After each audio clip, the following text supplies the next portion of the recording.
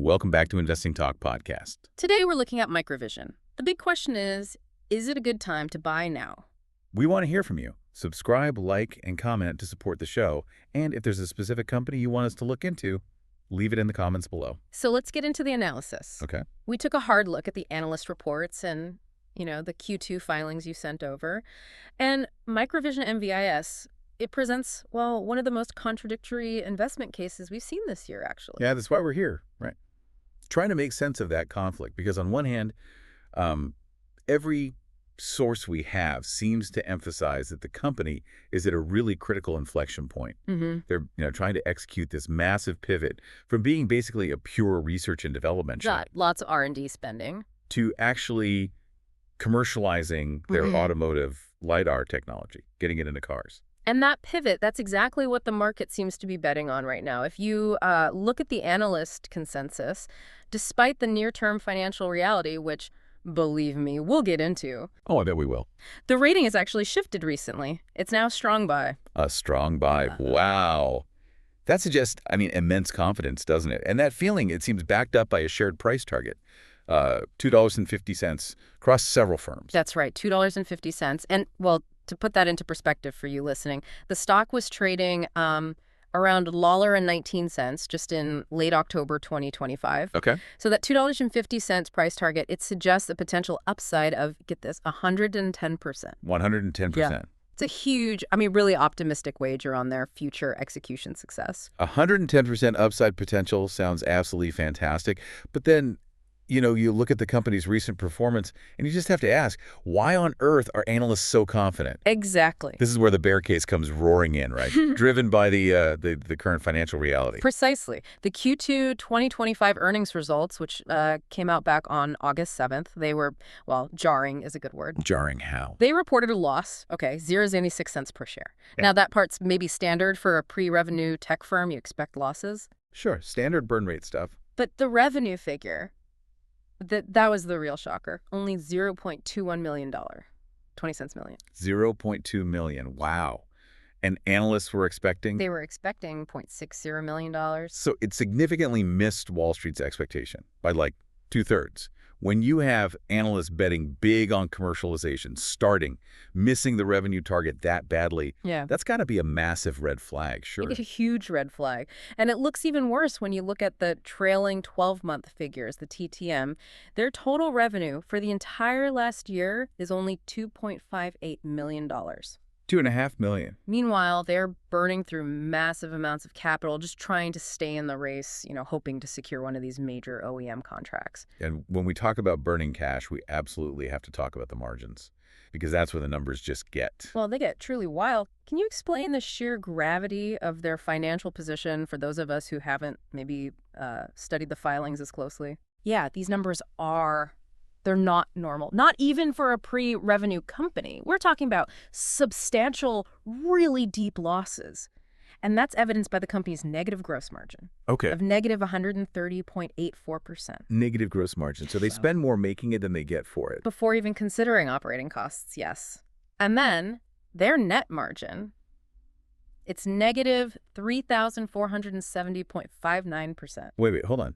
Negative 3,470%, did I hear that right? You did. That's an astronomical figure. It means, what, for every single dollar they somehow managed to bring in through the door, they were spending $34.70 just to cover their operational costs and R&D. Precisely. Yeah, it just underscores how incredibly capital-intensive this pivot really is.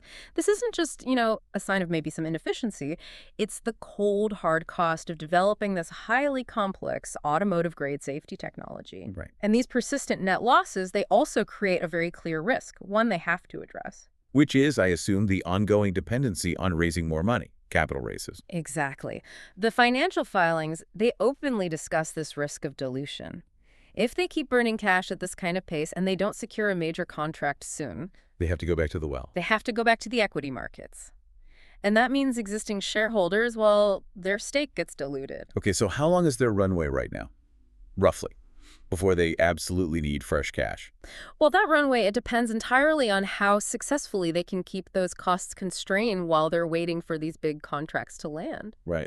But yeah, the clock is definitely ticking. And the market knows it. Plus, they're fighting this battle in a really, really congested arena. Yeah, you're talking about the competitive pressure. The whole autonomous vehicle sector is just jammed, isn't it? Established suppliers, heavily funded startups, Everyone's trying to get a piece of it. all trying to secure the exact same request for, quote, the RFQs from the major auto OEMs. So why would a company with these kinds of financials win against potentially much bigger, more stable players? And that right there, that's the critical question, isn't it? The bull case. It rests entirely on the quality of their execution going forward and, crucially, the perceived superiority of their specific technology. Okay, so let's look at the positives then. Let's do it. Please, yeah, we need some positive momentum here to offset those terrifying margin figures. What are they actually doing right? Okay, well, cost discipline, for one thing. Okay. While the revenue missed those estimates badly, management has actually been pretty successful, it seems, in controlling expenses lately. Operating expenses decreased 47% year over year. That was down to $14.1 million in the first quarter of 2025. 47% reduction year over year. That is significant. It is. It's a significant step toward proving they can manage the overhead while they're still pursuing this big commercialization push. Okay, so that shows management can tighten the belt when needed. But, investors don't usually buy stocks just based on lower expense reports. They buy based on future revenue potential. True. So what are the material revenue drivers, the things we should really be watching? All right, the first major one is the ZF partnership. ZF, the big auto supplier. Exactly. This is a critical near-term revenue stream. It's projected to generate somewhere between $30 million and $50 million over the next 12 to 18 months. Whoa, okay, now that's a massive shift. Going from, what was it, $2.5 million TTM revenue? $2.58 million. Potentially $30 million, maybe even $50 million. Yeah. Just from this one partnership. It is. And the revenue recognition for that ZF partnership, that's set to begin in Q1 2026. So quite soon. Okay. This partnership alone, it's a huge de-risking factor, right? It provides a base layer of income they desperately need. But the real gold mine, the reason analysts are putting out that $2.50 price target, that's the direct OEM engagement. The famous RFQs again. Exactly. Management says they are actively engaged on 7 high-volume automotive OEM requests for, quote, 7 of them. 7. And these RFQs, they're the formal processes where car manufacturers invite bids for components, in this case, advanced LiDAR systems, that are intended to go into potentially millions of vehicles down the line. Right. So converting even just one of those 7 into a formal purchase order, well, that would completely re-rate the stock overnight. Okay. And what makes Microvision think their specific technology, the MVIS systems, what makes them believe it's superior enough to win those 7 high-stakes bids, especially over maybe more established competitors? Well, it seems to boil down to their proprietary MEMS technology, microelectromechanical systems, and crucially, what that tech enables for them. Which is? Superior small object detection. Okay, small object detection. Why is that so important? Well, think about it. In the world of ADAS, advanced driver assistance systems, or even future autonomous driving, being able to detect small bits of debris, maybe hazards on the road, potholes, things like that, especially at highway speeds, it's paramount for safety. Okay, yeah, I can see that. Hitting something small at 70 miles an hour is still a big problem. Exactly. So their niche isn't just providing LiDAR in general. It's providing LiDAR that claims a specific, demonstrable advantage in detecting these difficult targets, things like tire scraps, maybe small animals, road debris at long ranges, reliably. Got it. So they're not trying to be everything to everyone. They have a specific angle. Correct. The technology is apparently optimized specifically for that type of perception task, and that gives them, theoretically, a differentiating factor in the eyes of these very risk-averse, safety-focused automotive OEMs. A very targeted competitive edge, not just a general, our LiDAR is good claim. Exactly. And this differentiation, that's the primary reason why you see analysts willing to look past those massive negative margins. For now, they believe the technology itself will eventually justify the cash burn required to get it to market. Okay, so putting it together. No. We've got this potential technology edge, the ZF partnership starting to bring in revenue soon, and these 7 high-stakes RFQs in play. How quickly are we going to know if this whole commercialization gamble is actually going to pay off? What are the key milestones coming up, say, in the next 3 months or so? Yeah, the next 3 months look absolutely critical for validation. The immediate catalyst is the Q3 2025 earnings release. That's expected late October or maybe early November, so right around now. Okay, and what should we be looking for in that report besides just the headline revenue number? I'd say focus on three main things. One, management guidance. Is the expected timeline for that ZF revenue stream still holding up? Right. Two, the cash burn rate. Is that expense discipline we talked about continuing? Are they managing it? And three, arguably the absolute most important metric right now, any updates, any color at all, on the progression of those 7 OEM RFQs.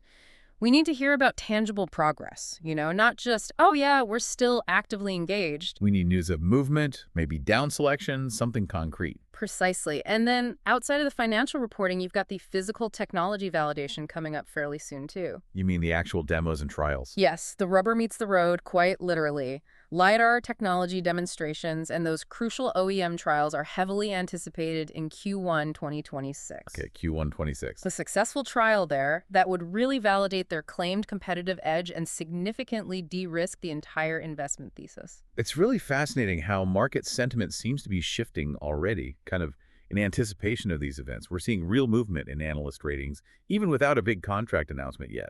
Absolutely. The analyst community is clearly signaling a change in perception here. Wall Street Zen, for example, they upgraded MVIS from sell all the way to hold back in September.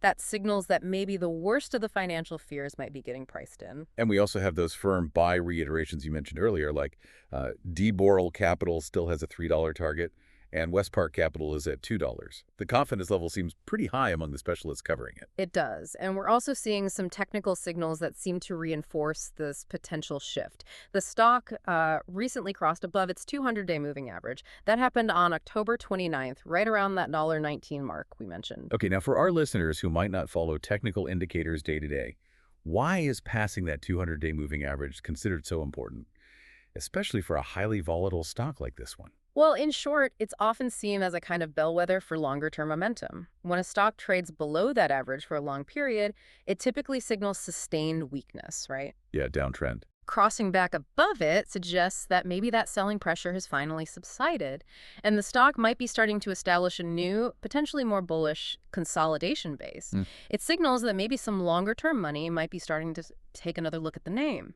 Interesting. And of course, you really can't talk about a stock like Microvision without mentioning the speculative buzz, the rumors. Yeah, it's impossible to ignore. And while these are definitely unconfirmed rumors, you have to stress that. Definitely unconfirmed. The M&A speculation is just rampant in circles that follow this stock. Talk of a larger automotive supplier, maybe a tier 1 player, looking to potentially acquire or maybe invest heavily in Microvision, that just continues to float around the market. Well, the logic there kind of makes sense, doesn't it?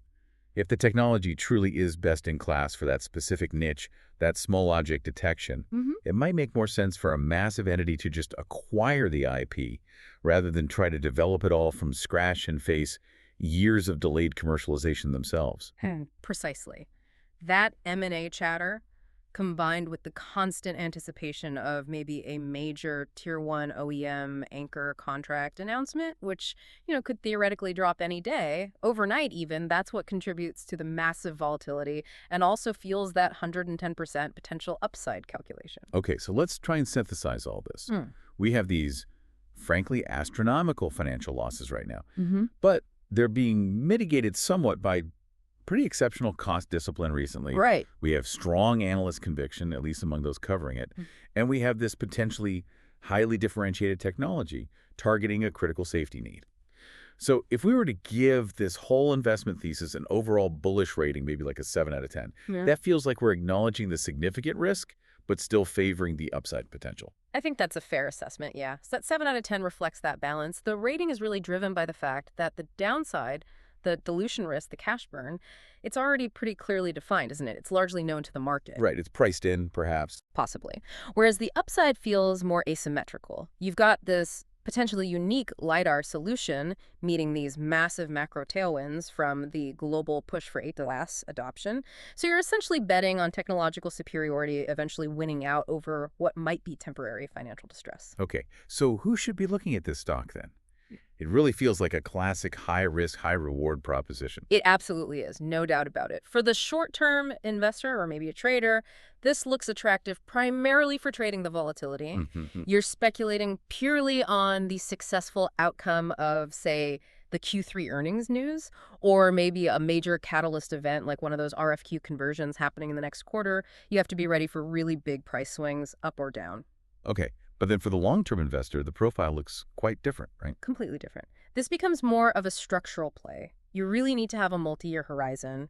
You're aiming to capture the broader structural adoption of LiDAR and these advanced sensor technologies through 2026 and probably well beyond. You're betting that Microvision actually becomes a permanent major component supplier to the world's biggest automotive manufacturers. That's the long-term bet, yes.